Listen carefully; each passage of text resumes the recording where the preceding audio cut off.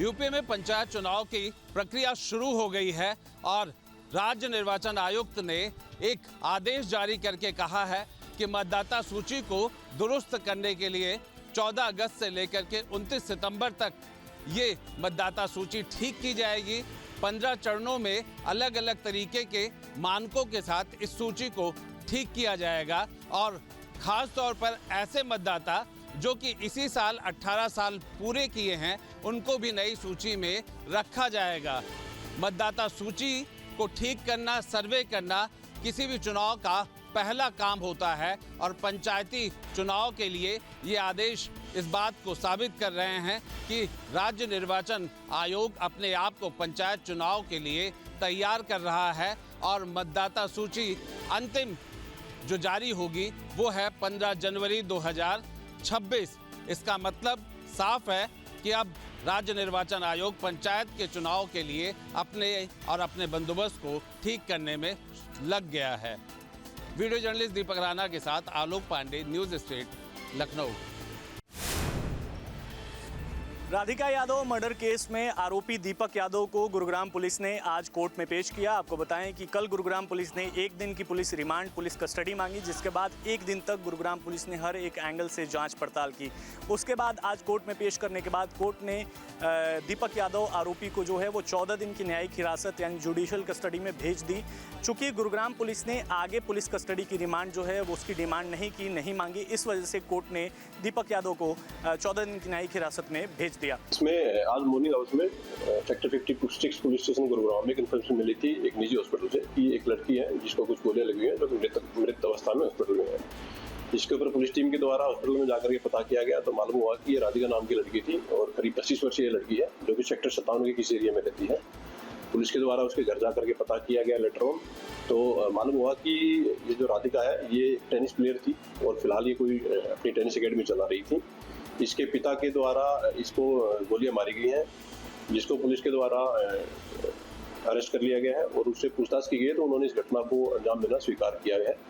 फिलहाल जो इन्वेस्टिगेशन हुई है इसमें पुलिस को मालूम हुआ है कि जो मृतक का है उसको 3 गोलियां कुल मिलाकर के लगी हुई हैं और एक्यूज के ब्रदर के द्वारा पुलिस की कंप्लेंट फाइल की गई है और उसके द्वारा ये एलिगेशन लगाए गए हैं कि उनको शक है कि उसके द्वारा गोली मारी गई है। एक्यूज दीपक जो है उसकी उम्र करीब 49 ईयर्स है। उसके द्वारा घटना को अंजाम देना स्वीकार किया गया है और पुलिस के द्वारा उसको अरेस्ट कर लिया गया है। स्पॉट पर पुलिस की सीन ऑफ क्राइम की टीम के द्वारा विजिट किया गया है। फिलहाल तक इन्वेस्टिगेशन में ये सामने आया है कि मृतका को 3 गोलियां कुल मिलाकर के लगी हुई हैं। जो रीजन है घटना के पीछे उसमें फिलहाल तक जो पाया गया है कि ये जो राधिका मृतका थी ये कोई टेनिस अकेडमी अपनी चलाती थी, जिसको लेकर के इसके पिता नाराज थे और उन्होंने इसको कई बार बोला था कि ये अकेडमी न चलाई और इसी नाराजगी के चलते इन्होंने गोली चलाकर के हत्या के वारदात को अंजाम दिया गया है। वीडियो जयराम यादव के साथ विशाल पांडे, गुरुग्राम।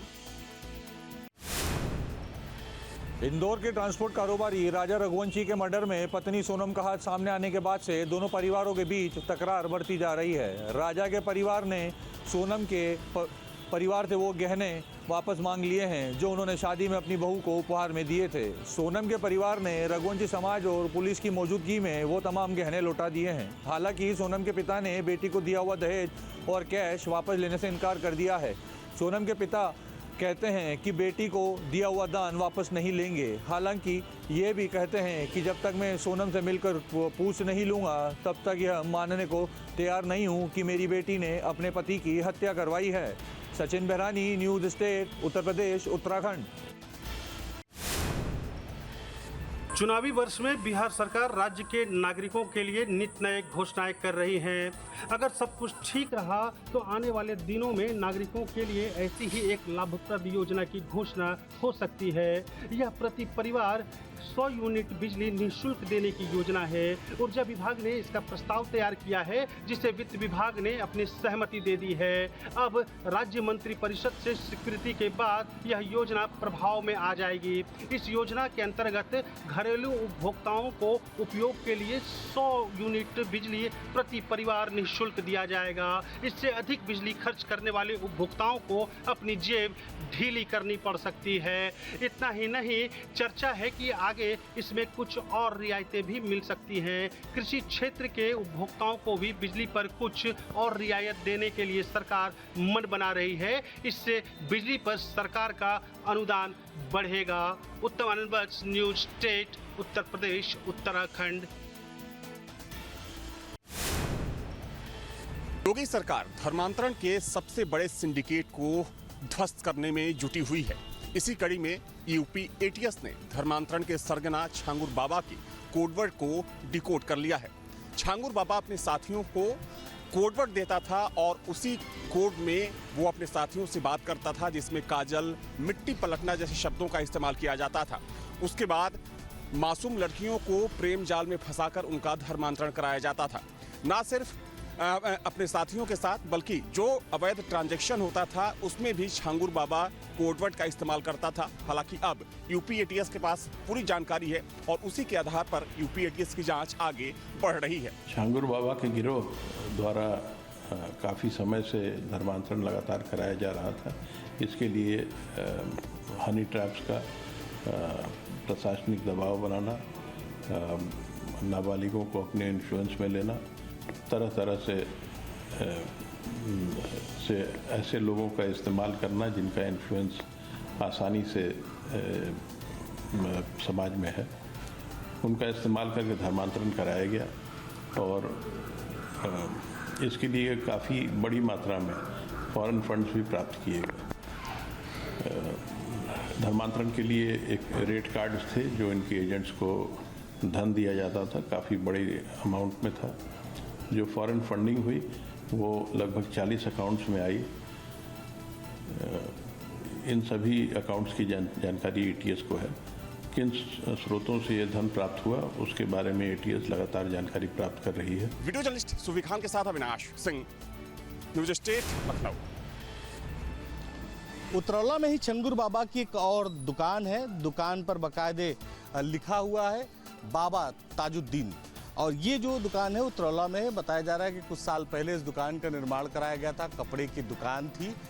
दुकान पर अभी फिलहाल जो बिजली विभाग है उसने अपना नोटिस चस्पा कर दिया है। बिजली विभाग ने इस पर बकाया बताया है कि बकाया जो है 17,759 रुपये है। नवीन घनश्याम के नाम ये बिल्डिंग है। ये माना जा रहा है कि ये वही नवीन घनश्याम है जो जिसको एटीएस ने हिरासत में लिया है, जिसकी पत्नी नीतू है जो नसरीन बनी हुई थी। ये कपड़े की दुकान है और 3 मंजिला बना हुआ है। कुछ दिनों पहले तक ये कपड़े की दुकान चलती थी, लेकिन जब से ये मामला सुर्खियों में आया और एटीएस ने जो है बाबा पर अपनी निगाह जमाई, उसके बाद से इस दुकान को बंद कर दिया गया है। नीचे बाकायदे ताला लगा हुआ है। नीचे भी एक दुकान थी और बगल से एक शटर का छोटा रास्ता है जिससे ऊपर की तरफ जाया जाता है। ऊपर अभी कपड़े के शोरूम थे और ऊपर सबसे ऊपर जो है वो एक बुटीक सेंटर था। तो लगातार जो कार्रवाई है वो छंगुर बाबा पर चल रही है। दुकान पर भी नोटिस चस्पा कर दी गई है। हालांकि दुकान बंद करके पहले ही छंगुर बाबा यहाँ से फरार था। यही नहीं, एटीएस अब लगातार जो है नसरीन, नीतू, नवीन और छंगुर बाबा से पूछताछ भी कर रही है। उतरौला से वीडियो जर्नलिस्ट हरिराम के साथ अखिल शर्मा, न्यूज स्टेट, उत्तर प्रदेश। धर्मांतरण मामले में हर रोज नए नए खुलासे हो रहे हैं। देखा जाए तो इस पूरे मामले में जहां सैकड़ों करोड़ रुपए का अवैध ट्रांजैक्शन हुआ है, तो वहीं अब ये जानकारी भी सामने आ रही है कि कहीं ना कहीं हवाला के जरिए विदेशों से पैसा छांगुर बाबा के पास पहुंचाया गया। हालांकि छांगुर बाबा और नसरीन के ऊपर पुलिस का शिकंजा कस चुका है। उसमें कई सारे बिंदु सामने आए हैं जिन पर एटीएस हमारी एक एलीट एजेंसी है जिसमें हमारे एटीएस के अधिकारी जांच कर रहे हैं। उसमें उन जांच के परिणाम से जब पूरा जांच सामने आ जाएगी तो आपसे शेयर करेंगे। कई इंटरनेशनल लिंक्स भी हो सकते हैं इसके, कई सारे पहलू हैं उसके, उन सभी पहलुओं हम जांच कर रहे हैं। कितना बड़ा कन्वर्जन है, कितने लोग अभी मैं ड्यूरिंग जांच एक लाइव इन्वेस्टिगेशन में मैं अभी कुछ नहीं कहना चाहूँगा, कुछ चीज़ों को वेरीफाई करना पड़ता है। सवाल है सर, फॉरेन फंडिंग की बात हो रही है, 500 करोड़ फॉरेन फंडिंग है, तो इसके लिए बाकी केसेस की मदद दी जाएगी कि जो इन्वेस्टिगेशन को सही निष्कर्ष पर पहुंचाने के लिए पूरे मामले की गहराई से जांच कर उसकी सतह तक जाने के लिए जिस भी एजेंसी की आवश्यकता की मदद होगी वो ली जाएगी। जो भी व्यक्ति इसके संरक्षण में, इसके संचालन में और इस योजना में शामिल हैं फिजिकली, फाइनेंशियली, सबके खिलाफ एविडेंस लेकर के कार्रवाई की जाएगी। लगातार पुलिस छांगुर बाबा के सहयोगियों को ढूंढ रही है। हालांकि इसमें एक जानकारी ये भी सामने आई है कि चूंकि छांगुर बाबा के जो कनेक्शन थे वो आजमगढ़ में थे और वहां पर भी धर्मांतरण के मामले में 2 साल पहले ही एक मुकदमा दर्ज किया गया था, जिसमें कई लोगों को गिरफ्तार किया गया था। हालांकि अब पुलिस के निशाने पर छांगुर के सहयोगी हैं। माना जा रहा है कि जल्द ही वो भी पुलिस की गिरफ्त में होंगे।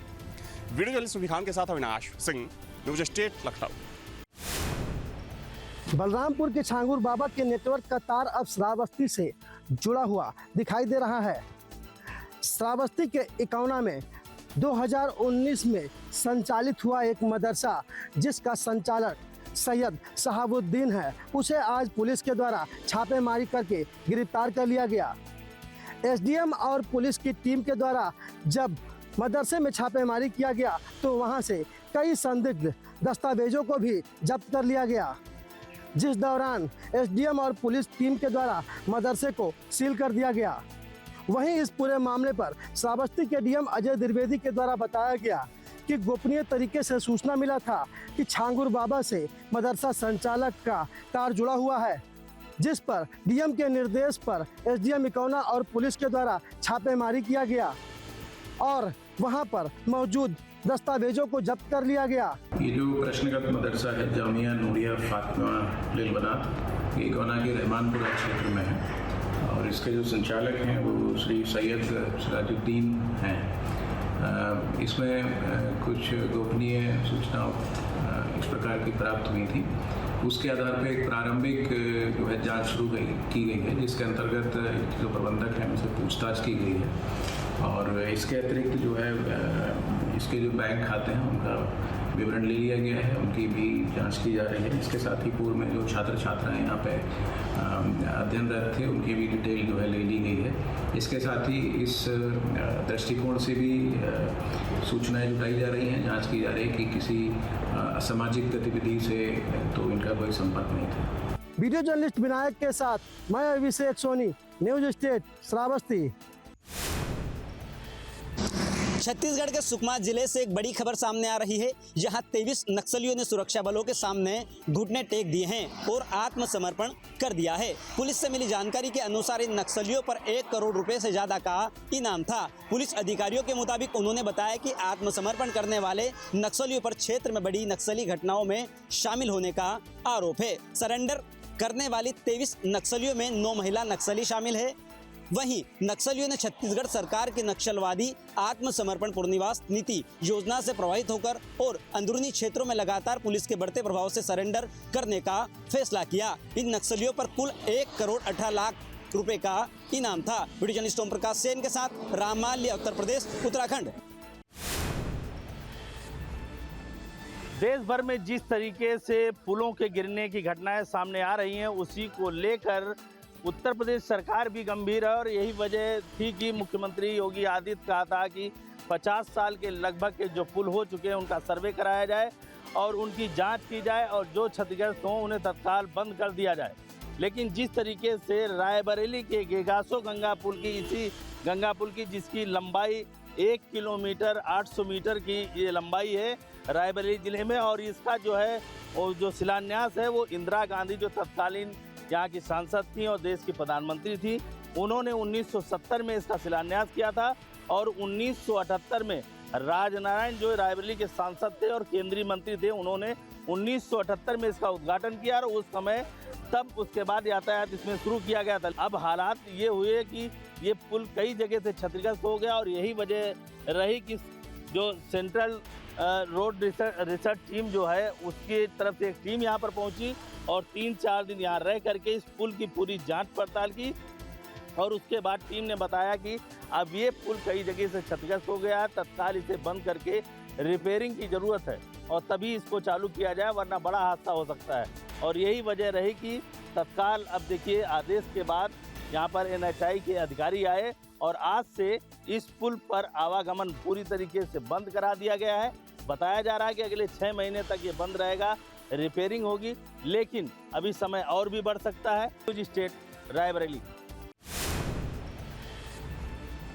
उत्तराखंड के मुख्य सचिव आनंद वर्धन ने सभी प्रदेशवासियों से श्रद्धालुओं से और उत्तराखंड में आने वाले पर्यटकों से अपील की है कि वो जब भी उत्तराखंड में भ्रमण करने आएँ या स्थानीय लोग जब भी यहाँ पर अपनी निजी यात्रा पर निकलें तो उससे पहले अपने मोबाइल में सचेत ऐप डाउनलोड कर लें। मैं आप लोगों के माध्यम से सभी नागरिकों और सभी निवासियों से यह अनुरोध करना चाहूँगा कि आपदा प्रबंधन विभाग द्वारा, भारत सरकार द्वारा ये एक सचेत ऐप बनाया गया है। तो ये सभी व्यक्ति, सभी निवासी, सभी नागरिक, उन लोगों से अनुरोध है कि ये सचेत ऐप अपने अपने मोबाइल पे ज़रूर इसको डाउनलोड करें, क्योंकि ये किसी भी आपदा की स्थिति में एक बहुत ही सहायक हम सबों के लिए साबित हो सकता है, इन्फॉर्मेशन देने के लिए या किसी प्रकार की घटनाओं से कैसे बचने के लिए। तो सबों से अनुरोध है कि ये सचेत ऐप को जरूर अपने मोबाइल पे डाउनलोड करें। सचेत app national disaster management authority द्वारा डेवलप किया गया एक ऐप है, जिसकी प्रधानमंत्री नरेंद्र मोदी ने मन की बात में भी इस ऐप का जिक्र किया था।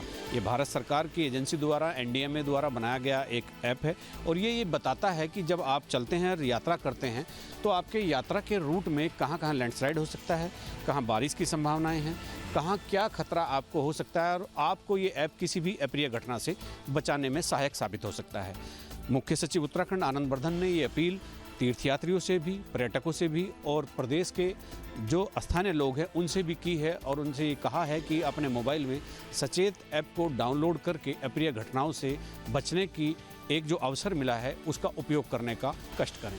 अपने सहयोगी कैमरामैन सोनी कुमार के साथ न्यूज स्टेट के लिए देहरादून से अजीत सिंह राठी। उत्तराखंड सरकार द्वारा शुरू किए गए ऑपरेशन कालनेमी का असर हरिद्वार में भी दिखाई दे रहा है। हरिद्वार पुलिस ने 2 दिनों में 45 ढोंगी या यूं कहें फर्जी संतों को गिरफ्तार किया है, जो कि भगवा की आड़ में पैसे ठगने का काम या फिर लोगों को बेवकूफ बनाने का काम करते थे। हालांकि अभी पुलिस ने इन लोगों की जांच कर रही है और उसके बाद इन पर कानूनी कार्रवाई की जाएगी। हरिद्वार पुलिस ने इस ऑपरेशन कालनेमी के लिए 2 टीमें गठित की हैं, जिसमें एक टीम नगर क्षेत्र में काम करेगी तो दूसरी टीम देहात क्षेत्र में काम करेगी। इन टीमों का जिम्मा यही होगा कि वो इस तरह के फर्जी संतों को गिरफ्तार कर उन पर कानूनी कार्रवाई करें। आपको बता दें कि धामी सरकार ने ऑपरेशन कालनेमी के नाम से एक अभियान शुरू किया है, जिसके तहत भगवा रंग को गलत तरीके से इस्तेमाल करने वालों लोगों के खिलाफ कानूनी शिकंजा कसा जा रहा है, जिसके बाद से प्रदेश के अलग अलग जिलों से कार्रवाई की तस्वीरें सामने आ रही हैं। हरिद्वार में भी 45 लोगों को जो फर्जी तरीके से भगवा यूज कर रहे थे उनको गिरफ्तार किया है और उन पर कानूनी कार्रवाई की जा रही है। SSP परवीन सिंह डोभाल ने बताया कि ऑपरेशन कालनेमी को लेकर हर तरह से संवेदनशीलता बरतते हुए इस पर अभियान जारी रहेगा और आने वाले समय में भी इस पर कार्रवाई होती रहेगी। न्यूज स्टेट के लिए हरिद्वार से महावीर नेगी। हिंदू संगठन के कुछ लोगों ने बांग्लादेशियों को पकड़कर पुलिस के हवाले किया है। पकड़े गए बांग्लादेशियों की संख्या 7 है, जिनमें 2 पुरुष, 2 महिला और 3 बच्चे शामिल हैं। बताया जा रहा है कि 10 साल से ये मथुरा में रह रहे थे और 8,000 रुपए प्रति व्यक्ति रिश्वत देकर, जो दलाल थे उनको देकर इन्होंने सीमा पार करी थी और तभी से ये मथुरा में अपना आशियाना बनाकर कबाड़े का काम कर रहे थे। पकड़े गए बांग्लादेशी ने बताया कि उसके अन्य करीब 140 साथी हैं जो अलग अलग मथुरा में जगह बनाकर रह रहे हैं और कूड़ा बीनने का यानी कबाड़े का काम करते हैं। सबसे बड़ा सवाल है कि शहर में सुरक्षा व्यवस्था किस कदर बिल्कुल निस्तेनाबूद है, किस तरह बेकार है, ये इसकी एक वानगी देखने को मिलती है। हिंदू संगठन के लोगों को जब जानकारी मिली कि इस तरीके से अवैध रूप से जो बांग्लादेशी रह रहे हैं वो जिला अस्पताल में इलाज कराने के लिए आ रहे हैं, तो उनकी रेकी करना उन संगठन के लोगों ने प्रारंभ कर दिया और लगातार उनका पीछा किया। SSP ऑफिस के सामने सिविल लाइन चौकी पर आकर उस रिक्शे को हिंदू संगठन के लोगों ने पकड़ लिया और पकड़ने के बाद जब उनसे पूछताछ की तो बताया कि वो बांग्लादेश के हैं, यहाँ कबाड़े का काम करते हैं और 140 की संख्या में वो जगह जगह ठहरे हुए हैं। उन्होंने एक कार्ड भी दिखाया जो बर्मा या बांग्लादेश का था। तो पुलिस और एलआईयू की टीम मौके पर पहुंची और उनसे पूछताछ कर जांच में जुटी है कि वास्तविकता क्या है और इनके जो साथी कहां पर छुपे हैं, इन सब बातों की तहकीकात की जा रही है। Maharaj Saraswat, News State, Mathura. Trading में मोटे मुनाफे का लालच देकर साइबर जालसाज लगातार हाई प्रोफाइल लोगों को निशाना बना रहे हैं। डॉक्टर, इंजीनियर, रिटायर अधिकारी साइबर ठगों के निशाने पर हैं। ताज़ा मामला ग्रेटर नोएडा वेस्ट के रहने वाले एक इंजीनियर से जुड़ा हुआ है। इंजीनियर को एक ऐप के जरिए साइबर जालसाजों द्वारा संपर्क किया गया और संपर्क करने के बाद उनको ट्रेडिंग में मोटा मुनाफा कमाने का लालच दिया गया। शुरुआती निवेश में कुछ मुनाफा दिया भी गया। जब इंजीनियर को इस बात का भरोसा हो गया कि यहाँ पर पैसा इन्वेस्ट करने के बाद मोटा मुनाफा मिल सकता है, तो इंजीनियर के द्वारा तकरीबन 11 लाख रुपए साइबर जालसाजों के अलग अलग बैंक खातों में ट्रांसफ़र कर दिए गए और काफ़ी दिनों तक वो अमाउंट एक ऐप के जरिए काफ़ी बढ़ा हुआ दिख भी रहा था। लेकिन जब इंजीनियर द्वारा पैसा निकालने की कोशिश की गई तो साइबर जालसाजों द्वारा टैक्स के नाम पर पूरी रकम का 30% और जमा करने की बात कही गई। पैसा जमा न करने की सूरत में साइबर जालसाजों ने इंजीनियर से संपर्क तोड़ लिया। फिलहाल इस मामले को लेकर साइबर क्राइम थाने में FIR दर्ज करा ली गई है। पुलिस अधिकारियों का कहना है कि तकरीबन आधा दर्जन के आसपास बैंक खातों में ये पैसा ट्रांसफ़र कराया गया था और उन बैंक खातों के बारे में जानकारी जुटाई जा रही है। साथ ही जिन मोबाइल नंबरों से संपर्क किया गया था उनके बारे में भी जानकारी जुटाने का दावा पुलिस की तरफ से किया जा रहा है। लेकिन जो मुख्य आरोपी हैं ट्रेडिंग के नाम के, डिजिटल अरेस्ट के नाम पे, वो अभी पुलिस की गिरफ्त से काफ़ी दूर नज़र आते हैं। अभी तक की गिरफ्तारियों की बात की जाए तो केवल बैंक खाता उपलब्ध करवाने वाले लोगों को तक ही पुलिस पहुंच पाती है। फिलहाल देखना होगा इस पूरे मामले में क्या कार्रवाई हो पाती है। वीडियो जर्नलिस्ट जैनेंद्र के साथ अमित चौधरी, न्यूज स्टेट नोएडा।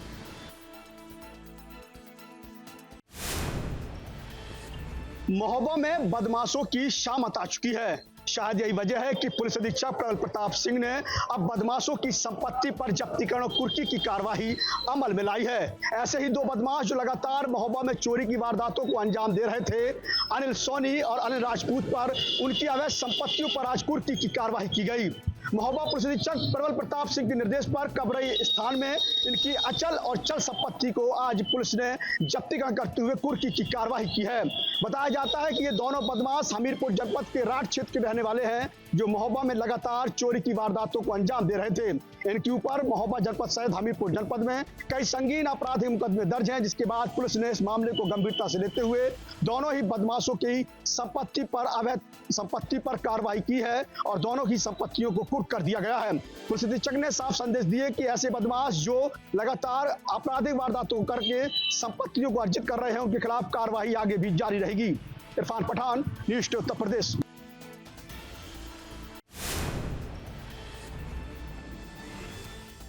दतिया में स्थित विश्व प्रसिद्ध देवी तांत्रिक शक्तिपीठ मां पीताम्बरा मंदिर के बाहर आज जिला प्रशासन का बुलडोजर चला।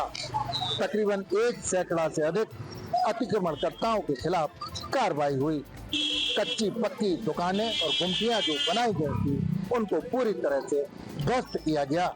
इस पूरी कार्रवाई से इलाके में हड़कंप मचा हुआ है। देश विदेश से भारी संख्या में श्रद्धालु माता के दर्शनों को आते हैं और सड़क को अतिक्रमणकर्ताओं ने चारों तरफ से घेर कर रखा हुआ था। यह अतिक्रमण सड़क के दोनों तरफ से हटाया गया। कुछ लोगों ने इस अतिक्रमण में व्यवधान डालने का प्रयास किया, उन पर भी कड़ी कानूनी कार्रवाई की गई। तत्व सिंह, उत्तर प्रदेश, उत्तराखंड।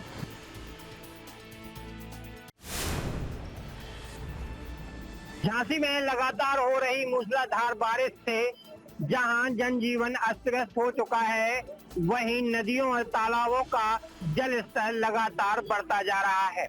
इस समय हम लोग झांसी के मौरानीपुर में सुखनई नदी किनारे खड़े हुए हैं। कैमरा पर्सन से चाहेंगे जरा वो तस्वीर दिखाए कि आप देख सकते हैं कि ये जो पानी का बहाव है, ये सुखनई नदी का जो पुराना रिप्टा है उसके ऊपर से ये पानी जा रहा है लगातार, और सुखनई नदी का जल स्तर धीरे धीरे बढ़ता जा रहा है। और आपको हम तस्वीर भी दिखा रहे हैं, जिस तरीके से आप देख सकते हैं कि ऊपर वाले पुल से जिस तरीके से जो वाहन निकल रहे हैं और नीचे वाले पुल से जो पानी की दूरी है वो बहुत ही अब कम बची हुई है और जिस तरीके से लगातार अगर ऐसे ही मूसलाधार बारिश का दौर अगर जारी रहा तो बहुत जल्द ऊपर वाले पुल पर भी पानी आ सकता है। हमारे साथ में यहाँ पे कुछ लोग खड़े हुए हैं, इनसे बात करेंगे। क्या नाम है आपका? जी जुबैर। जुबैर भाई, ये पानी कब से बरस रहा है यहाँ पे? रात भर से, पिछली रात भर से पानी गिर रहा है लगातार। अच्छा, सुखनी नदी में अभी क्या स्थिति है? सुखनी नदी में बाढ़ से हालात है, जल स्तर लगातार बढ़ता जा रहा है जी, और ऐसा ही रहा तो ऊपर वाले पुल पर भी जल्दी पानी आ जाए। लगातार पानी बरसने की वजह से जहां चाहे वो नगर निगम हो या नगर पालिका की गलियां हो वो तालाबों में तब्दील हो गई हो। लगातार नदियों का जल स्तर बढ़ने से प्रशासन ने भी सुरक्षा के पुख्ता इंतजाम किए गए हैं। पुलिस द्वारा दोनों तरफ पुल के बैरिकेडिंग लगाई गई है ताकि कोई भी वाहन या कोई व्यक्ति पुल से जिस पुल से पानी निकल रहा है उस पुल को पार ना करे। वहीं नदियों के किनारे रहने वाले बसे हुए गांव को भी जिला प्रशासन ने अलर्ट पर रखा हुआ है और उनको सूचना दी गई है कि अगर जरूरत पड़े तो वह ऊंचाई वाले स्थान पर चले जाएं ताकि किसी भी प्रकार की कोई जनहानि ना हो। सहयोगी कैमरामैन के साथ रवि प्रयाग, न्यूज स्टेट झांसी। तापमान 30 डिग्री से भी कम, हवा की रफ्तार लगभग 15 किलोमीटर प्रति घंटा और शनिवार शाम 5 बजे से दिल्ली एनसीआर में हल्की फुल्की बारिश की शुरुआत हो गई है। हालांकि मौसम विभाग ने पहले से ही कहा है कि ये ऑरेंज अलर्ट है और आने वाले वक्त में बारिश बढ़ सकती है। हालांकि अभी बारिश की रफ्तार कम है, लिहाजा ट्रैफिक नहीं थमा है, लिहाजा फिलहाल वाटर लॉगिंग नज़र नहीं आ रही है। लेकिन अगर दिल्ली एनसीआर में खास तौर पे गुरुग्राम के हालात इससे पहले भी न्यूज़ नेशन ने दिखाए थे, अगर गुरुग्राम से लेकर के गौतम बुद्ध नगर, नोएडा, गाजियाबाद में बारिश बढ़ती है तो यकीन मानिए कि वीकेंड में बाहर निकलना बेहद मुश्किल हो जाएगा, क्योंकि वाटर लॉगिंग की वजह से दिल्ली एनसीआर वासियों के लिए आफत भी बढ़ सकती है। क्या मैं सहयोगी अजय कुमार सिंह के साथ राहुल डबास, दिल्ली। जहाँ भक्ति है हर शब्द में, कथाओं में छुपे हैं दिव्य रहस्य और ज्योतिष देता है जीवन को दिशा। धर्म से जुड़ी हर बातों को जानने के लिए हमारे चैनल स्तुति को सब्सक्राइब करें। चैनल पर जाने के लिए इस लिंक पर क्लिक करें।